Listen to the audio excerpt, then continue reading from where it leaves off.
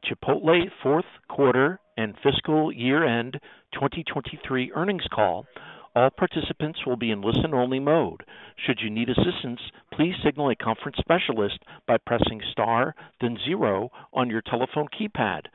After today's presentation, there will be an opportunity to ask questions. To ask a question, you may press star, then 1 on your telephone keypad. To withdraw your question, please press star, then 2. Please note this event is being recorded. I would now like to turn the conference over to Cindy Olson, Head of Investor Relations and Strategy. Please go ahead. Hello, everyone, and welcome to our fourth quarter and fiscal year-end 2023 earnings call. By now, you should have access to our earnings press release. If not, it may be found on our investor relations website at ir.chipotle.com. I will begin by reminding you that certain statements and projections made in this presentation about our future business and financial results constitute forward-looking statements. These statements are based on management's current business and market expectations, and our actual results could differ materially from those projected in the forward-looking statements. Please see the risk factors contained in our annual report on Form 10-K and in our Form 10-Qs for a discussion of risks that may cause our actual results to vary from these forward-looking statements. Our discussion today will include non-GAAP financial measures. A reconciliation to GAAP measures can be found via the link included on the presentation page within the Investor Relations section of our website.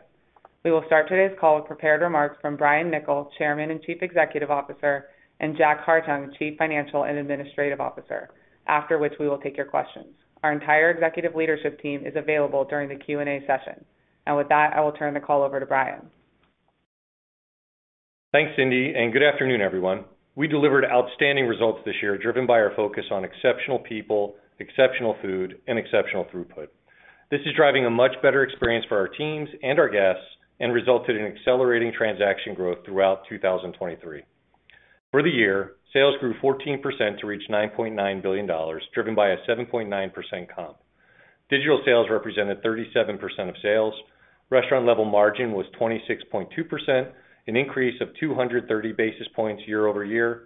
Adjusted diluted EPS was $44.86, representing 37% growth over last year, and we opened a record 271 new restaurants, including 238 Chipotlanes. We also ended the year with a lot of momentum, as demonstrated by our fourth quarter results. Our restaurant teams are making terrific progress in building a strong foundation around throughput, and the return of carne asada as a limited-time offer outperformed our expectations. For the quarter, sales grew 15% to $2.5 billion, driven by an 8.4% comp. Digital sales represented 36% of sales. Restaurant-level margin was 25.4%, an increase of 140 basis points year over year. Adjusted diluted EPS was $10.36, representing 25% growth over last year, and we opened a record 121 new restaurants, including 110 Chipotlanes. As a reminder, we are returning to our pre-pandemic practice of only providing annual comp guidance. While January was impacted by weather throughout much of the country, as weather has normalized, our sales trends have strengthened. For the full year, we anticipate comps in the mid-single-digit range as we continue to focus on the same 5 key strategies that help us to win today while we grow our future. Now, let me provide an update on each of these strategies, which include, number 1, sustaining world-class people leadership by developing and retaining diverse talent at every level. Number 2, running successful restaurants with a people-accountable culture that provides great food with integrity while delivering exceptional in-restaurant and digital experiences. Number 3, making the brand visible, relevant, and loved to improve overall guest engagement. Number 4, amplifying technology and innovation to drive growth and productivity at our restaurants, support centers, and in our supply chain. And number 5, expanding access and convenience by accelerating new restaurant openings in North America and internationally. Starting with our world-class people, I'm excited to share that Eileen Eskenazi joined my executive leadership team in November as our Chief Human Resources Officer, with over 25 years of experience in leading human resources and legal functions across a wide range of industries. I am confident Eileen will be instrumental in helping Chipotle develop and retain talent at every level of the organization and enhance the support we provide to our people, both in our restaurants and at our support centers, strengthening Chipotle as a best-in-class employer. As I've said in the past, we want to attract and retain the best people that we can develop and grow. Part of this includes listening to their needs and investing in ways that will help our employees thrive both professionally and personally. This is why we recently added new benefits to our industry-leading benefits platform, like enhanced mental health care, a student loan retirement match, and additional financial wellness tools for our workforce. In addition to our benefits, our long-term growth opportunity and promote from within culture provides a path for team members to advance quickly within Chipotle. In fact, in 2023, we promoted over 24,000 people, and over 90% of all restaurant management roles were internal promotions. This includes 87% of field leader positions, which is one of the biggest jumps for our teams, going from running one restaurant to an average of 8 restaurants. The ability to achieve this rate of internal promotions is a result of our strong restaurant leaders, many of whom started as crew members and who are committed to training and developing our future leaders. A great example is one of our field leaders in New York, who has been with Chipotle for over 16 years. He helped to develop and promote over 40 team members who have grown within Chipotle and have gone on to become some of our best general managers, field leaders, team directors, and even one of our regional vice presidents. This is the type of person who will help us to deliver on our goals of running great restaurants, delivering industry-leading economics, and expanding to 7,000 restaurants in North America longer term. Great people executing great culinary and throughput results in a terrific guest experience and drives performance. And this brings me to our operations. Strong leadership is the key to running successful restaurants with fast throughput. So it is no surprise that the restaurants with the most tenured general managers are executing the best. The good news is our GM turnover is at some of the lowest levels that I have seen since I joined Chipotle, and over the last couple of quarters, we have put the building blocks in place to deliver great throughput. As we mentioned last quarter, we have adjusted the cadence of orders on the digital make line to achieve a better balance of labor between the two lines. Additionally, we began collecting data on the execution of the 4 pillars of throughput in our restaurants and providing feedback and coaching on a weekly basis.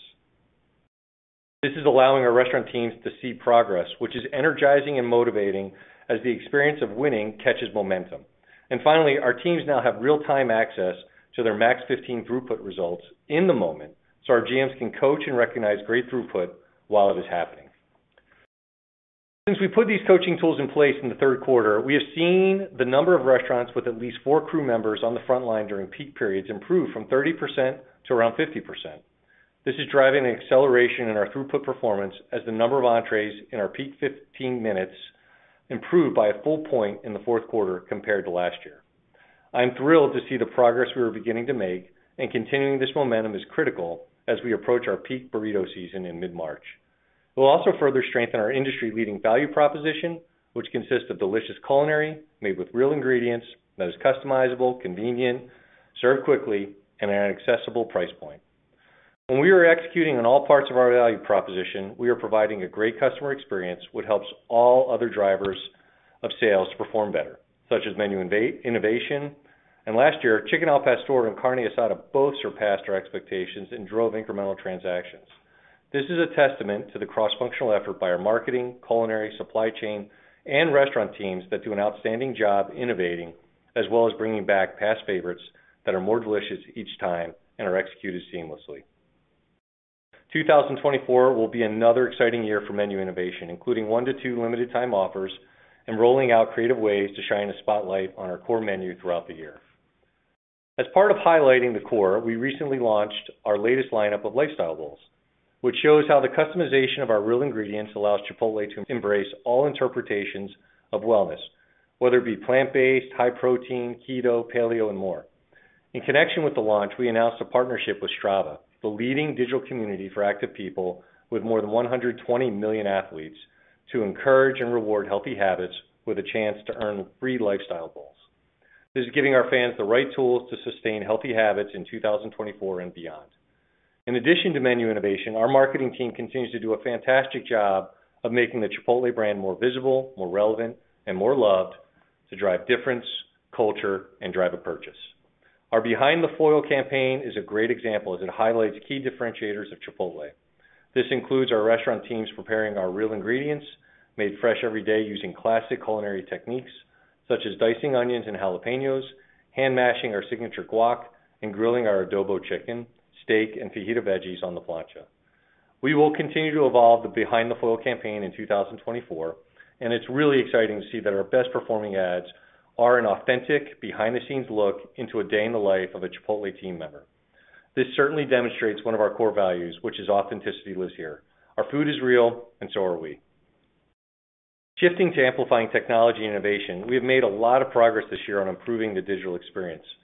We made several enhancements to our app functionality, including order readiness messaging, wrong location detection, reminders to scan for points at checkout, prior order history, and more. This has helped to reduce friction points and improve the overall experience for guests. We also launched Chipotle for our rewards members, which was successful in driving engagement and enrolling new members, as we were able to surprise and delight our guests with free rewards such as guac, a beverage, or double meat. From the Chipotle drops, we were able to learn more about our rewards members to improve our ability to deliver relevant experiences in the future.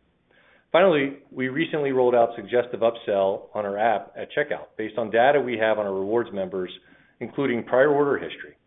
Going forward, I believe we are on a multi-year path to commercializing our customer data and insights into more targeted marketing campaigns and improving the overall digital experience that will drive increased frequency and spend over time. I also wanted to spend a few minutes providing an update on our Cultivate Next Fund, which launched 2 years ago with an objective of making early-stage investments into strategically aligned companies that further our mission to cultivate a better world and accelerate our strategic priorities. Since launching this fund, the amount of innovation that we have seen across the food tech landscape has surpassed our expectations and encompasses everything from farming to supply chain to alternative proteins and oils to in-restaurant automation and more. We have reviewed hundreds of innovative companies and have made 7 investments, of which there are many opportunities for commercial engagements. This includes Hyphen, which we are partnering with to develop our automated digital make line, and Vibu, which we are partnering with to develop Autocado that cuts, cores, and scoops avocados. Both Hyphen and Autocado could help to improve the overall experience for our teams by removing less favorable tasks and for our guests by providing on-time, accurate, and delicious food. We continue to work on iterations of each technology at our Cultivate Center, and the good news is that we plan to pilot the automated digital make line and Autocado in a restaurant in 2024 as part of our stage gate process. Last month, we announced 2 more investments in Greenfield Robotics and Nitricity.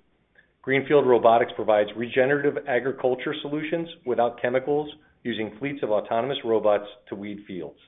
And Nitricity uses technology to tackle greenhouse gas emissions by creating natural fertilizer products that are better for fields, farmers, and the environment. We believe both Greenfield Robotics and Nitricity could play an important role in ensuring a more sustainable future for farms within our supply chain. Our suppliers are a key enabler of Chipotle's growth and help us to further our purpose of cultivating a better world. We will continue to find innovative ways to support their ability to grow, harvest, and supply the high-quality, sustainably raised, real ingredients that Chipotle serves.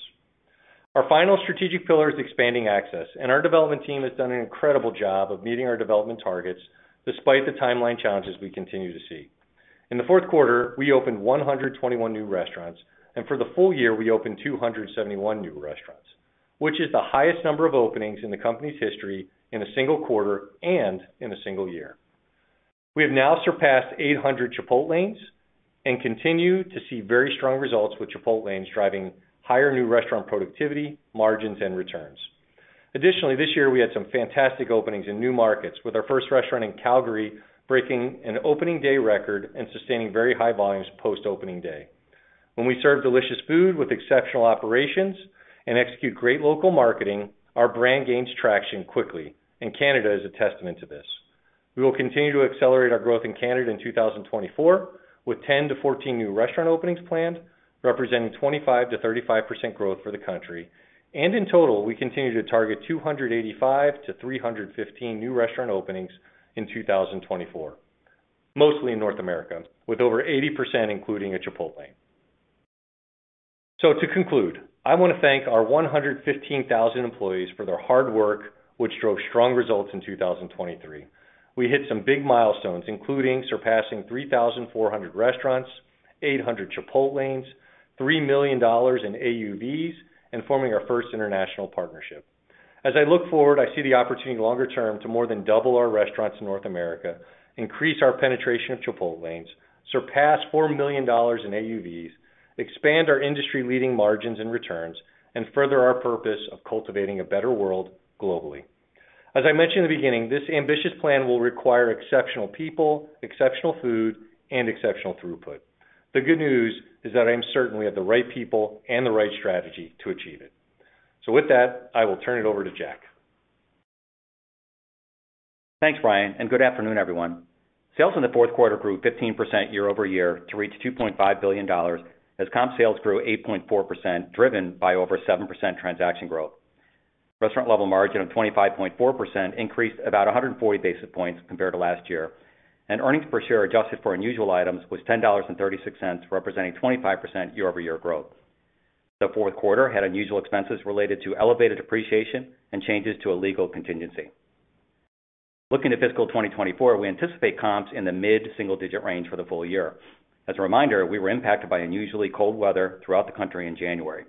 As the weather has normalized, our underlying sales trends remain strong, and they support our full-year guidance range. Additionally, Q1 will include the benefit of an extra day due to leap year, but this will be offset by Easter shifting into Q1 this year compared to Q2 of last year. I'll now go through the key P&L line items, beginning with cost of sales. Cost of sales in the quarter were 29.7%, an increase of about 40 basis points from last year. A larger mix shift to beef due to the success of carne asada, as well as elevated costs across the board, most notably beef, produce, and queso, was partially offset by the benefit of menu price increases and lower paper costs. For Q1, we expect our cost of sales to be in the low 29% range, as the benefit of the mix shift out of carne asada will be partially offset by higher costs across several line items, most notably avocados and tortillas. We anticipate cost of sales inflation to be in the low to mid-single-digit range for the full year. Labor costs for the fourth quarter were 25%, a decrease of about 60 basis points from last year.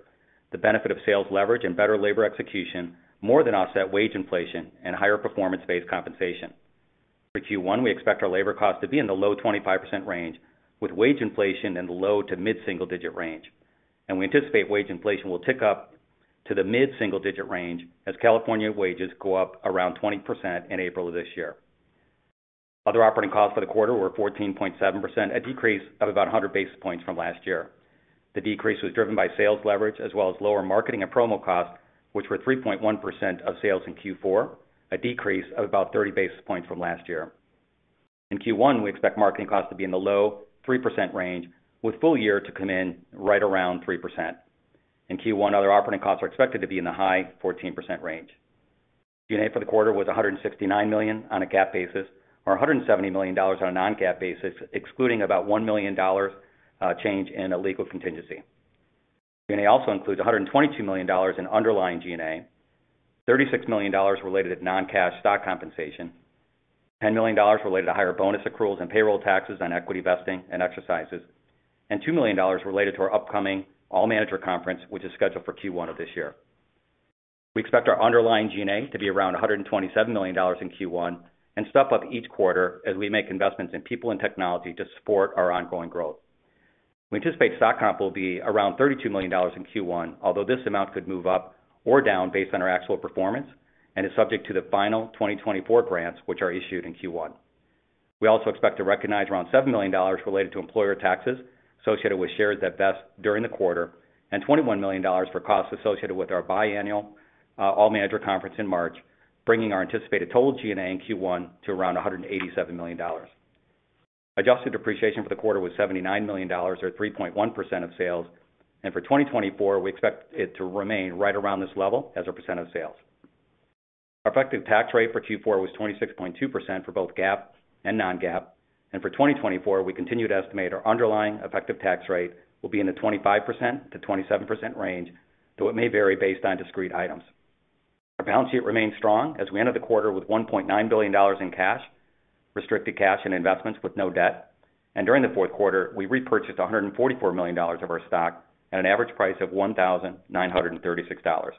For the full year, we repurchased a total of $590 million at an average price of $1,827, and going forward, we'll continue to opportunistically repurchase our stock. During the quarter, our board authorized an additional $200 million to our share authorization program, and at the end of the quarter, we had $424 million remaining. We opened a record 121 new restaurants in the fourth quarter, of which 110 had a Chipotle.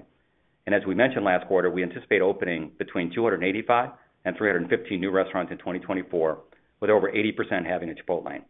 We continue to see developers delaying projects due to macro pressures and high interest rates, along with permitting, inspection, and utility installation delays. The midpoint of our guidance range assumes these challenges persist, and we remain on track to move towards the high end of the 8% to 10% range by 2025, assuming conditions do not worsen. In closing, Chipotle is a purpose-driven company that's been able to scale over the last 30 years into one of the largest restaurant brands in the world. The exciting part is that we still have a long growth runway in front of us. Our strong economic model gives us a high degree of confidence that our ambitious growth objectives are achievable, if not beatable. And as we continue to protect and strengthen our economic model, our long-term growth opportunity will only expand, just as it has over the last 30 years. So thank you to all of our employees for their hard work and their dedication to Chipotle, and let's keep the momentum going in 2024.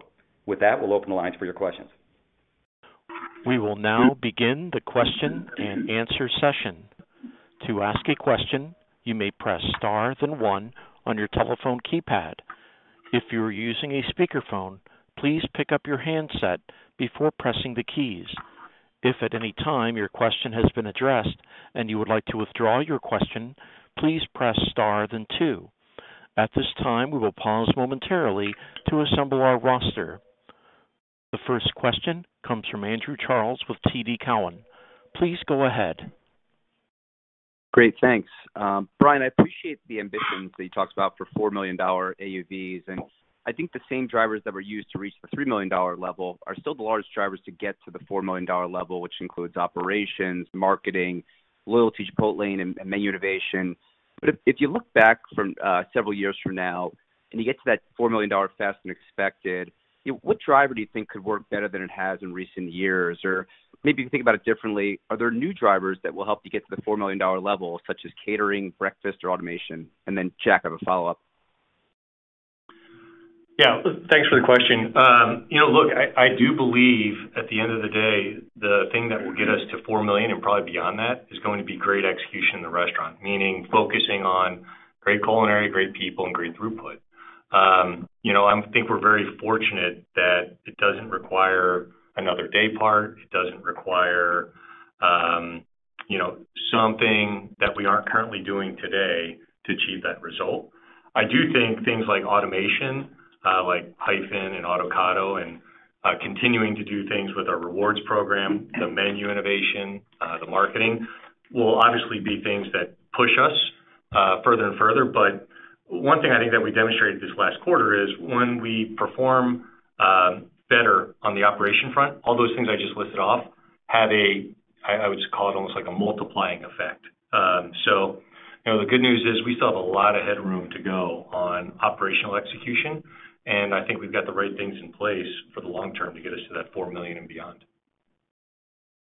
Helpful. And then, Jack, my questions are on the mechanics to get to that $4 million level. I mean, do you expect to sustain mid-single-digit same-store sales to get there, or do you think the law of large numbers kicks in at some point in the out years that low single digits is the right, rate of same-store sales growth? And similarly, what kind of margins do you think the business can support, at $4 million volumes, assuming normalized commodity and labor inflation?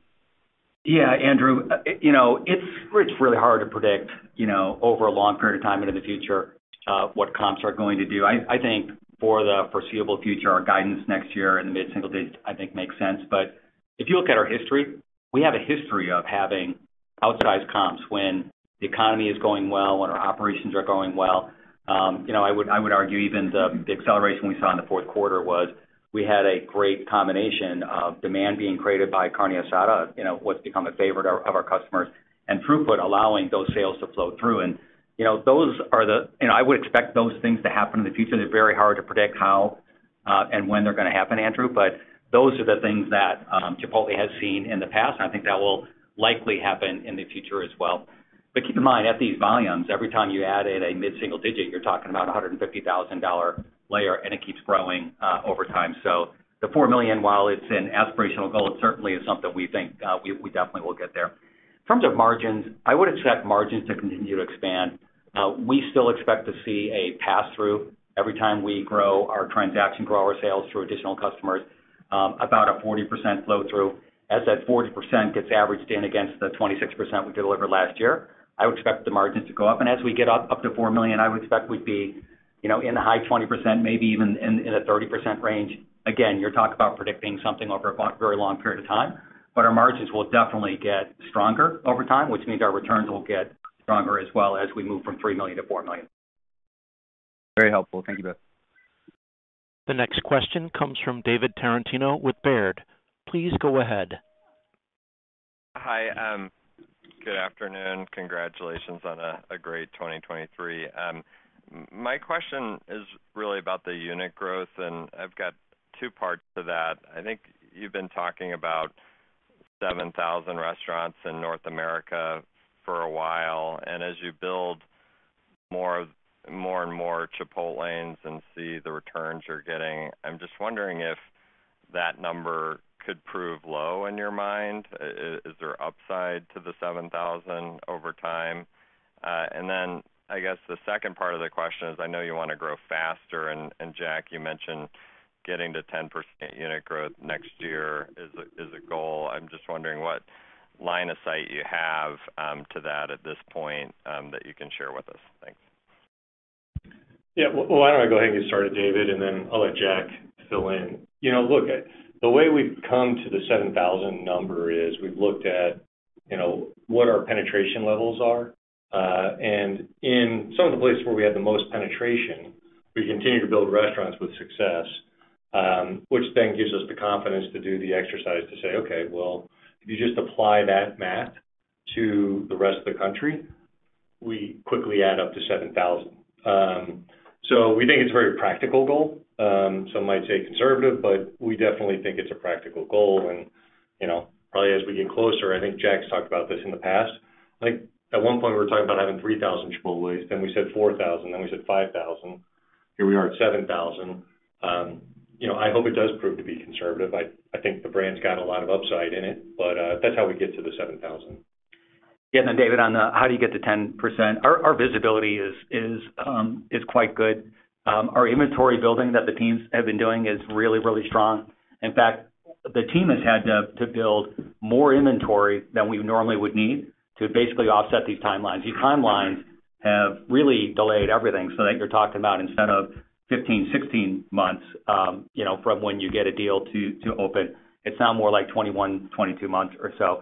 But each year the team builds a stronger inventory. The results of the new openings has been outstanding. So the quality's been very, very high. So the inventory itself looks really, really good. And if we get any break in terms of timelines with developers moving a little bit faster, with local, authorities in terms of utilities, in terms of permitting, if that was a little bit faster, we actually can get to that clip even a little sooner. But we built in the exact same extended timeline that we're seeing today with the current very robust inventory, and that will get us, if not all the way, very close to that 10% figure.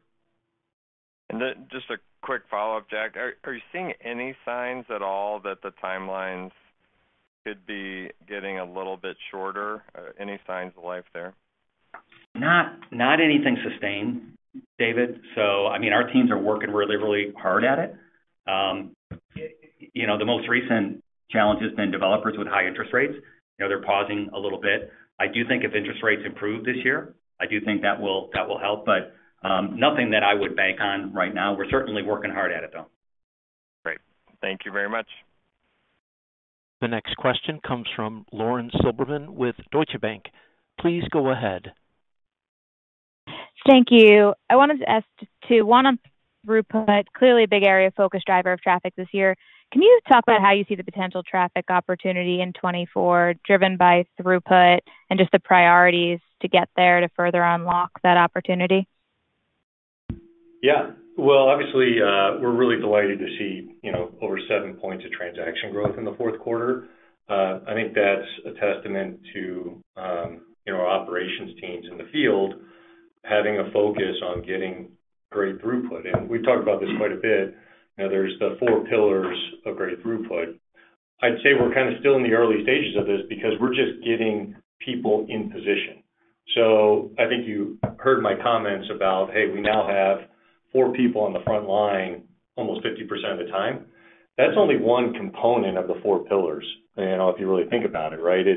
That's part of our idea of mise en place. Like we want to be prepared, people in position, ready to go.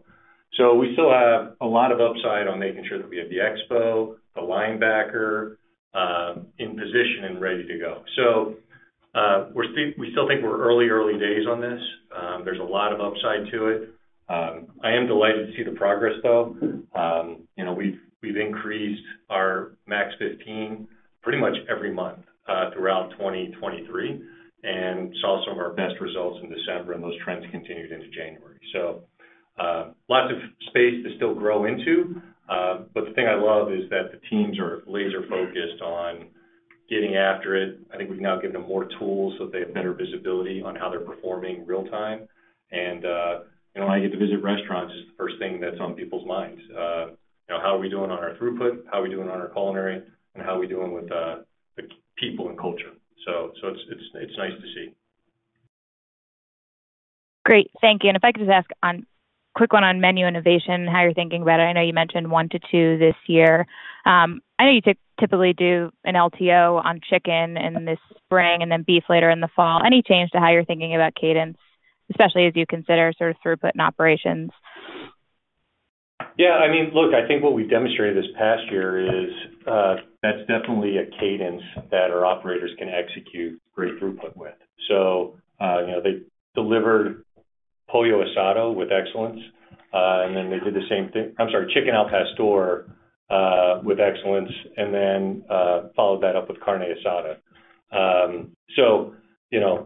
We feel really good about doing 1 or 2 a year. I think you're also going to see us this year do a little bit more spotlighting even on the core menu, which we're doing right now with our lifestyle bowls, and then you'll see us do that as well during the year. So we think we've got the right cadence. We think we've got the right innovation pipeline, and also the things that we've done in the past, we've demonstrated we can revisit those with success, as most recently with carne asada. Great, thanks so much. The next question comes from Brian Harbour with Morgan Stanley. Please go ahead. Yes, thanks. Good afternoon. Brian, you mentioned just suggestive upsell at checkout, and I was curious, on that theme, or maybe just a bar theme. What are some things that you think you could do to drive check? Right. I think we've talked a lot about transactions, but what do you think could be check drivers as we think about this year and beyond? Yeah, look, I think one of the things that's been really nice to see is the incidence of our sides has continued to go up.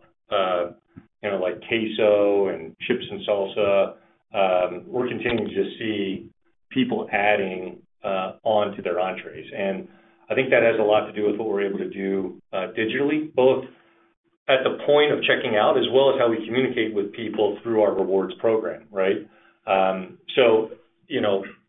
The suggestive sale example I'm talking about, we've now turned that into a smart suggestive sale. So I'll give you the best example, or a really simple one. Historically, you get a Mexican Coke with your order. When you get to checkout, if you don't have Mexican Coke in your basket, we will serve you a suggestive sale of, hey, you forgot your Mexican Coke. Versus before, we might have just been saying, hey, maybe you should think about chips and queso. So what we're seeing is that type of insight into the individual results in more commercialization or higher check as they check out, because we're serving a lot of things that they historically have usually added to their ticket. So we're seeing that make great progress. And then obviously I think our queso, chips, and guac are pretty darn special. So the more people learn and experience it, the more they want to add it to their check. Okay, great. Thank you. Jack, are you willing to comment just on kind of the levels of price? I guess 1Q maybe looks similar to the fourth quarter, but are you willing to comment on the level of pricing you'll see, just factoring in kind of California as we start to think about, perhaps the second quarter? Yeah, Q1 will be similar, call it in that 2.5% to 3% range in Q1. We haven't made a final decision, in terms of pricing with the FAST Act. We know we have to take something. It's a significant increase when you talk about a 20%, 20%-ish increase in wages. And I think we talked in the past that, there's one approach where you would cover the profitability, so you would break even from a profitability standpoint, but not protect margins. So in other words, margins would go down, profitability would not, or you take a higher price increase and you protect margins as well. We haven't decided within that range, and we'll wait and see just what the landscape looks like, what the consumer sentiment is, what other companies are going to do. So I would say in terms of the impact, California represents about 15% of our restaurants. So depending on where we end up, there'd probably be an extra 80-ish, 90-ish basis points to maybe something over 100 basis points in terms of additional menu price across, all of our 3,400 restaurants, just to give you kind of an order of magnitude. Okay, thank you. Sure. The next question comes from John Ivankoe with J.P. Morgan. Please go ahead. Hi, thank you. I was thinking about, the amount of, time, attention, labor hours, that you spend in morning prep every day at the store level. And, as, the system, grows, gains scale, potentially benefits from more equipment, more technology, more automation, maybe some more centralization. I was wondering, for you to, talk about, opportunities, to maybe reallocate some of this prep labor, that you may have longer term. How big of a bucket is that? And, obviously Autocado is one identified, solution. How much more is there and how much more could that mean to the overall business model of the future? Yeah. Look, thanks for the question. Obviously, prep in the morning is a critical piece of the puzzle. If we get our prep done correctly, we usually have a great lunch. Actually, we always have a great lunch when we get the prep done correctly. Usually where we run into problems is if we're running behind on prep. So things like Autocado, other robotics to help us like cut the onions and the jalapenos, these things would be huge enablers. That's why you continue to see us look at all these cobotic ideas to make prep even more efficient. One thing I know for sure is if we could get every restaurant 100% of the time to have their prep done on time and ready to roll, our throughput would go up.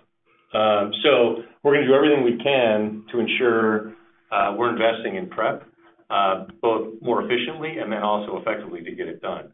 How you reallocate that time, we'll figure that out as we get closer to it. And that's part of the reason why we're using the stage gate process. As we put Autocado into stores,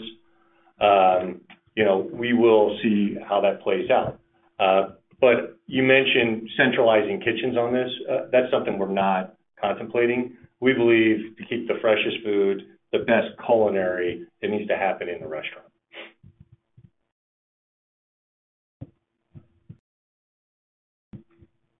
Okay, the next question comes from Sara Senatore with Bank of America. Please go ahead. Thank you. A couple of follow-up questions. The first is I wanted to go back to your comment about, restaurants with four in the make line going from 30% to 50%. It's still a long way to go. I'm wondering if you can maybe quantify what the contributions to that that increase of transaction growth, which is to say, presumably it's not like, every 20 points of staffing improvement gets you 7 points of transaction growth.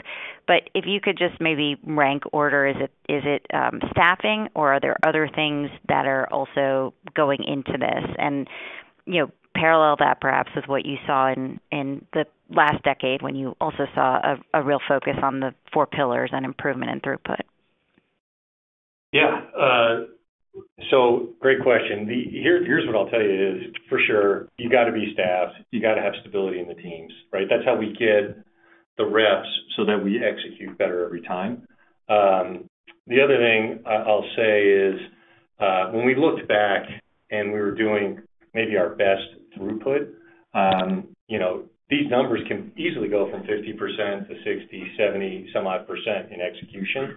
So it's not unrealistic for us to believe we can get better than where we are today. And I think the teams know that. The other thing that I think is also helping the teams is to have the visibility so they know how they performed in their 15 minutes, allows them to course correct real time versus finding out what happened that day, and then they kind of missed out on being able to course correct for a later part of lunch or dinner time. How it contributes to the comp. Here's one thing I'll tell you is we're executing better. And when we're executing better, people feel better about the food. They feel better about the brand. We just got back some brand metrics that frankly are just terrific. And I think that shows up in our value scores. And then it shows up in the way that people are feeling about the brand.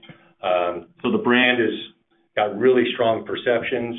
I think our team members feel really good about the success that they're having. which is also really important, right? When the crew feels like they're going fast, they're giving people what they want, they feel better, which then I think in result turns into like kind of this ongoing system where everybody believes, they're now achieving and getting what they want. So our customers are happier, the team members are happier, the brand is stronger, and I think these are all the things that contribute to 7 points of transaction growth, or said another way, really strong value proposition that we've got in today's environment. Got it. Okay, thank you. And then just on the carne asada, I mean, I know in the past you've gotten questions about, how do you lap a really successful LTO, but here you have it for like the third time and it was better than you expected. Is that marketing? Is that through, digital? Because, you actually, as a percentage of revenue, spent less year over year. So I'm trying to understand, again, what the runway is for these already very successful LTOs. Yeah, look, I think our teams executed carne asada, better than we ever have. I thought the experience of carne asada was terrific. I also do think the advertising and the communication around it was really good. So I think our ads are communicating what makes Chipotle special, which is this team member that's committed to doing great culinary in the restaurant. And then when you layer in a great product like carne asada that gets executed with excellence, good things happen. And, it was kind of, I think Jack mentioned this earlier, great demand generation with the advertising and the carne asada initiative. And then the folks in our restaurants were doing really terrific execution so that people got down the line faster, they experienced great culinary, and they got exactly what they wanted. So I think it's the combination of really having compelling menu news with great advertising and our operations team executing the fundamentals really well. Great. Thank you very much. The next question comes from Danilo Gargiulo with Bernstein. Please go ahead. Thank you. Can you please provide maybe some color on the key drivers of the traffic comp in 4Q by income cohort or maybe by channels? And if you can also comment on the average check, how much was the contribution from pricing versus contribution from mix? And what's your expectation, given that the delivery mix impact should be normalizing at this point? Yeah. So, look, one of the things that we're really delighted to see is every income cohort, we saw sales grow. So whether that's below 40,000, between 40,000 and 100,000, over 100,000, we saw progress with every income cohort. So, clearly the brand is resonating in a meaningful way. What was the other part of this question? The channels, and in-store was by far our strongest channel, which supports the throughput that we saw. Yeah, in-store was the strongest. Order ahead was next, and then delivery was third. And, I think Jack was just mentioning this, the in-store experience, when we have the culinary ready to go and you go down the line, it's tough to beat. I mean, there's no better experience than walking down the line, seeing the rice and chicken that you want, and then giving one of our team members the look like, how about a little more? And they do it. So, that's how you end up with these big bowls and big burritos. And so I think the value proposition is just really strong in store, especially when we're executing great culinary and great speed. And then, Danilo, just on the check, the check impact was a 1% plus 1%. That's about 2.5% price, offset by about 1.5% on the mix, and the mix is driven by group size. Got it. Thank you. And then you recently significantly improved the benefits, and you really are offering a very strong employment value proposition to your employees. Can you talk about the labor cost and maybe productivity improvement implications that you're expecting from that initiative?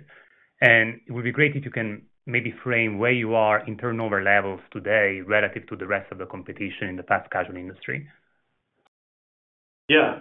Look, I appreciate you taking notice. It's really important to us to make sure that we surround our employees with the right pay, the right growth opportunities, and the right benefits. And I do think some of the things that we've added, like being able to help people or incentivize people to pay off student loans and then match them with a 401k contribution, I think is a really good idea for the generation of people that we're hiring, the Gen Zs.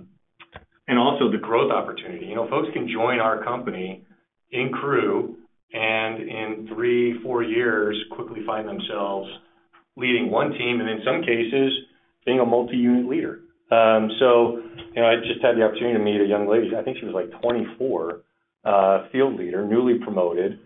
She was at one of our Cultivate University sessions, and you know what? The young lady's very ambitious. I guarantee you she'll be a TD the next time I see her. So I'm excited to have these growth opportunities for people, surrounding them with great benefits and, I think a great culture. How does that play out in stability? We're seeing some of the best stability we've seen, frankly, in my time at Chipotle. If you go back and look, the fact that we've got general manager turnover in the low 20s, crew turnover kind of in the low 100s, that's really good. And relative to the industry, I think that's ahead of the industry. But I don't know those numbers for sure. But what I do know is we're getting more stability, we're seeing less turnover, and what we hear back from people is they love the purpose, they love the culture, and they love the growth opportunity. And that's what we're going to continue to provide people. Thank you. The next question comes from Jon Tower with Citigroup. Please go ahead. Great. Thanks for taking the question. I'm just curious, Brian, you mentioned earlier the idea that the suggestive selling is starting to work pretty well within the app in terms of getting some incremental attach for orders. But I'm curious if you're doing anything within the stores coaching people up to kind of work that as well. Especially, it looks like your digital sales mix, while not slowing remarkably, is coming down quite a bit. So thinking about kind of the check growth from this point forward, are there means for you to be able to encourage greater attach for consumers in the store? And is there anything you're doing now? Look, I think in the restaurant, just the simple fact that I think our teams are doing a much better job of having chips and queso and guac all the way until close is making a big impact. I think we talked about this 6-9 months ago. We weren't as good as we should have been, call it after 6-7 o'clock at night with being ready to go with chips or guac and queso. And now we are. And our teams are very aware that they should be ready to go with those side items. And I think as a result, you're seeing more people attach them. We aren't doing anything out of the ordinary other than making sure we've got great product ready to go. And when people know it's there, they order it. And when our crew knows they have it, they're more willing to say, hey, do you need chips with this order? If it's 7 o'clock, 8 o'clock at night and you don't have chips, you usually don't say to somebody, do you need chips with that? When you do, it comes pretty natural in the conversation to say, hey, do you need chips to go with that, or do you need queso to go with that? So it's really been more a focus on executing great culinary available from open to close. Got it. And then just flipping to delivery a little bit, it looks like that might be moving lower as a percentage of your sales as well. And I'm just curious if from your perspective, you're getting any indication from those consumers that this is the way that they're better managing their own spend at the store, effectively trading that higher cost channel for a lower cost channel going directly to you. And actually, could you provide the delivery mix as well? Yeah. Look, I think intuitively, I think the answer is yes, right? If you're tighter on money, the most expensive way to experience Chipotle is through delivery. So I think consumers know that, and they manage accordingly. But I will say the delivery channel has been pretty stable for the most part. It's in that 14-15% range for marketplace, and then like 4 or 5% for white label. So you get to like 20% delivery. But it's been pretty stable. And at the end of the day, though, if you need to manage your money, delivery is the most expensive access point. The one thing, Brian, we have is Chipotle. Chipotle is one example where when you offer the convenience of Chipotle and then the value that Chipotle and the customization that Chipotle you normally would expect to get, you do see that the delivery will drop like 10 points. So it'll drop to the low, call it 10, 12%, something like that, several to 10 points. And then our order ahead and pickup will move up in the high 20s. So to us, that's a clear indication that if we offer extreme convenience along with the value that Chipotle has, that people will choose that access channel as opposed to delivery. Awesome. Thanks for the time. The next question comes from Dennis Geiger with UBS. Please go ahead. Great. Thank you. Brian, just wanted to follow up on sort of the strength across income cohorts and the strength in the brand's value scores. Any other commentary sort of on how you think that the strength in those value scores maybe is having, I don't know, an outsized impact perhaps on the customer, on traffic that you're seeing, particularly in this environment where, you know, we're hearing about some softness in various parts of the consumer cohort. Any commentary on that based on data that you guys have relative to those value scores? Yeah, I mean, look, I think it's the thing we've always talked about, which is relative to, I would say, our peer food offerings, right? So other fast casual folks that have the same or attempt to have the same quality food as us, and we're usually 20 to 30% less expensive. And then when you look at some of these other categories where, you know, you traditionally view them as more value and convenience, you know, the price delta that you have to pay in order to get our quality, our convenience, our customization, you know, it's not that big of a leap up. So I think that's why we're positioned really well. You know, if you want to move up, it's not a crazy leap up. And then when you look across, we're at a nice value relative to alternatives. So, you know, I think that's why our value scores are as strong as they are. And, you know, we're very fortunate that we've been able to maintain that through, you know, the last couple of years. And, you know, look, that's why we were maybe a little bit slower sometimes to take price. But when we took it, we thought it was because now the time was right. Inflation warranted doing it. But we've always wanted to do it from a standpoint of protecting our value proposition. And I think we've navigated that one pretty well, at least where we are right now. So we'll see what is in store for us. But I think we've talked about this all the time. Maintaining that value is a really important piece of the puzzle for us. And, you know, I just love the fact that we've got quality, we've got value, and we've got speed, and we've got customization. We'll protect all those things. And I think we're going to continue to do very well, and regardless of what the environment is. That's great. Thank you. And then just quick, Jack, anything more on mix, on kind of looking ahead to 24, even at a high level, how to think about the mix component of the check and how that might trend? Thank you. Yeah, you know, hard to predict because we're in kind of uncharted territory here. I would expect to see a similar kind of mix going forward. That the pricing, I already talked about what the pricing will be, and I still think there's going to be continued adjustment to the group side for the next several quarters. I would expect it to, you know, just ratchet down. It's been ratcheting down over the last several quarters, so I'd expect it to ratchet down from the 150, but hard to predict. I don't know exactly like what quarter will be like at base, and that we won't be seeing the group size decline at all. But it's down to I think a very manageable amount. You know, at this 150. I think the fact that, you know, it's combined with a 7.4% transaction growth and, you know, it's got very modest pricing, we think it's a really, you know, healthy balance right now. Great. Thanks, guys. The next question comes from Brian Bittner with Oppenheimer & Company. Please go ahead. Thanks. On Chipotlanes, I mean, you have over 800 Chipotlanes in your portfolio now. I think you built a record 238 of these in 2023.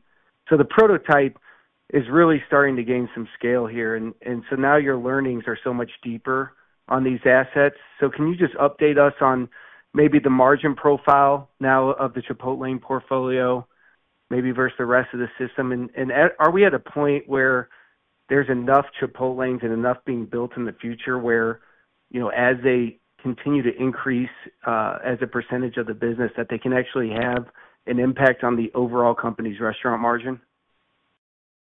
Well, they're already having that impact, but to your point, it's relatively small because 800 is still, what is that, maybe a quarter of our system.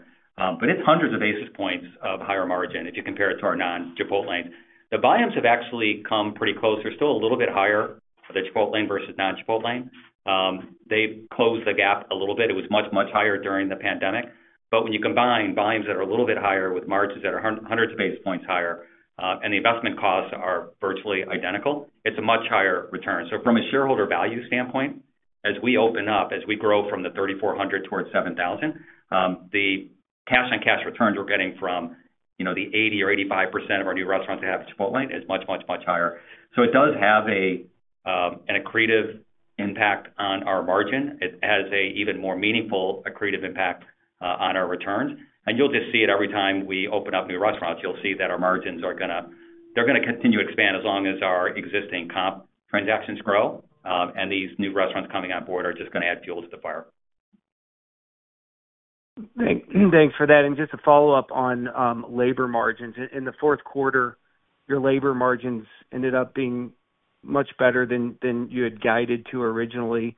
So I'm curious what positively surprised you on that line item. Was it just the higher sales and the flow through from that? And then as we look towards 1Q, you are guiding to some deleverage on the labor line year over year. Is that mostly just driven by the softer January, or is labor leverage just going to be much more challenging this year as we move forward? Yeah, no, really the thing that happens when you turn the calendar, you have taxes because you have people that are hitting tax levels. So you kind of reset. And this happens every year where our taxes in Q4 are lower than they step up in Q1. So that's the only deleverage that you're seeing. The leverage that we saw in the fourth quarter is a couple of things. One, when our volumes when our comps accelerate, we do leverage that line, as we saw leverage on that line. Two, the ops teams did a good job of managing labor. And then the third thing is our teams did a better job of managing through dealing with sick time and vacation time at the end of the year. That was a little bit of a negative surprise to us the year before, and our teams did a much better job this year of just getting ahead of that. So those are the three contributors. But you should expect that as we grow transactions next year, as long as wage inflation stays relatively benign, we should still continue to be able to lever the labor line. Thanks. Sure. And the last questioner today will be Sharon Zackfia with William Blair. Please go ahead. Hi, just under the wire. I guess I wanted to talk about how your most loyal customers are using Chipotle at this point. Maybe if there's a way to contrast the frequency of those customers versus 5 years ago when rewards even didn't exist or was very nascent. And then by the same token, kind of talk about how new customers today are entering the Chipotle ecosystem and how they progress in frequency, maybe relative to what you would have seen pre-pandemic. Yeah. Well, the one thing that definitely is clear is if you're in the rewards program, you have higher frequency and higher check. And so obviously one of the things we're trying to do is both existing customers and new customers continue to drive engagement within our rewards program. And so that continues to work really well. I think we're now 38 million or almost 40 million people in the program. So that is really powerful. We didn't have that 7 years ago, we didn't have that. And then when you think about pre-pandemic, one of the things that was kind of interesting is the pandemic kind of helped us move people into the digital system and get them going in the rewards program. So over and over again, what we see is whether you're a light, medium, or heavy user, when you're in the rewards program, you come more frequently and you spend more. And so it's a really powerful tool. And even when people are redeeming entrees, what we're seeing is they're still buying sides. They're still adding other items. So it's not just one of these things where when you accrue a free entree, you just show up and walk away with a free entree. So, we're feeling really good about how the rewards program is working with all these different, frequency users. And then, obviously, as we continue to, drive the Chipotle message, we're continuing to attract new users. I don't know if you've seen the ads, Sharon, but I think some of the advertising we're running right now is the best we've done. And I think that's also helping to bring in new users. And then these new users are experiencing what I think is a great experience, great culinary, great throughput, great customization. So we've kind of got the system still early days. I think it could be better, but the system's working, So we'll probably never be finished working against making everything better, but the system seems to be working right now. Can I ask a follow-up on LTOs? Do those overarch towards kind of improving existing customer frequency, or are they a real driver of new customers coming into Chipotle? They've actually been a really good driver of new customers. And that's one of the things we look for when we do our testing, is how well are they at bringing in new customers. And they've been a really nice tool to bring in new customers. And then fortunately, even when we have the LTO walk away, people are really hooked on the experience, that being culinary, right? That quality, the convenience, the speed, the customization. So it's been a really good tool. Okay, thank you. Yeah, thank you. This concludes our question and answer session. I would like to turn the conference back over to Brian Niccol for any closing comments. All right, thank you. And thanks everybody for joining the call and the questions. I do want to start off with, again, thanking, our 115,000 team members. We had an outstanding 2023, and without a doubt, it was because we led with, I think, much better performance in the restaurants. And this is a real testament to our employees, staying focused, getting after the basics, and, working towards hitting our standards. So we had some really big milestones, right? We surpassed 3,400 restaurants. We opened 800 Chipotlanes. We got past 3 million in average unit volumes. And now we're really excited about where we go next on this journey, which is we'll be even better at throughput. We'll be even faster. We'll be even better on the culinary. And I think that's going to result in us achieving this 4 million average unit volumes in our 7,000 restaurants in the future. So again, a big thank you to our team. And, obviously we're excited about what's next. So we'll talk to you all here in the next couple of months. Thanks. The conference has now concluded. Thank you for attending today's presentation. You may now disconnect.